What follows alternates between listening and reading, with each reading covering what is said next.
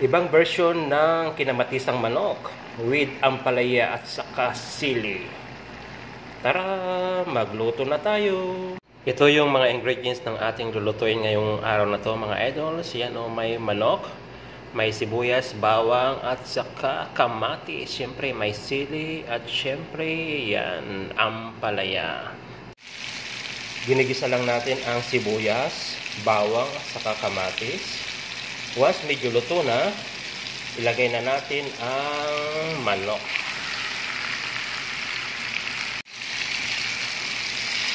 Halo-haloin natin.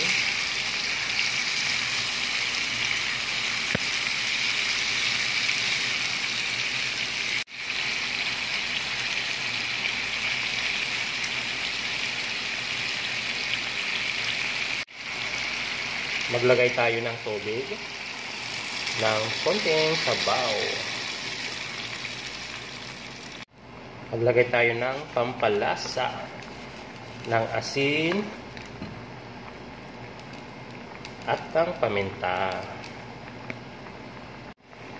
Maglagay rin tayo ng 2 chicken cubes.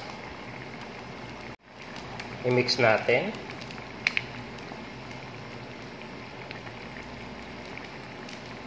Para ma-well combine ang mga nilagay nating mga pampalasa.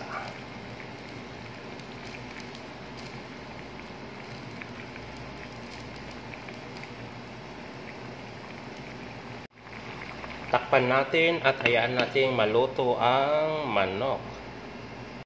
Ayan, lutong-luto na mga idols. At tatimplahan ko na rin yan.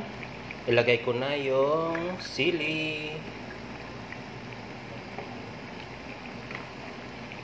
At isunod ko na rin ilagay ang ampalaya.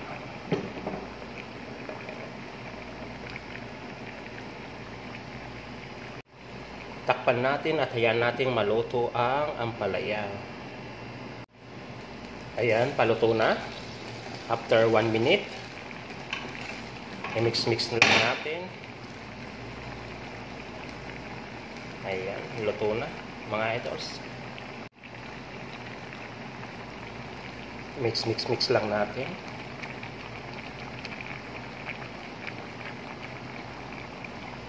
This is it mga idol kong tunay. Luto na po ang ating kinamatisang manok with ampalaya at saka sili. Ayan, ang sarap nito mga idols. Kakaibang luto na naman ito, yung version na to. Ayan, pwede na tayong kumain. Tara mga idol kong tunay, let's eat! Yum, yum, yum!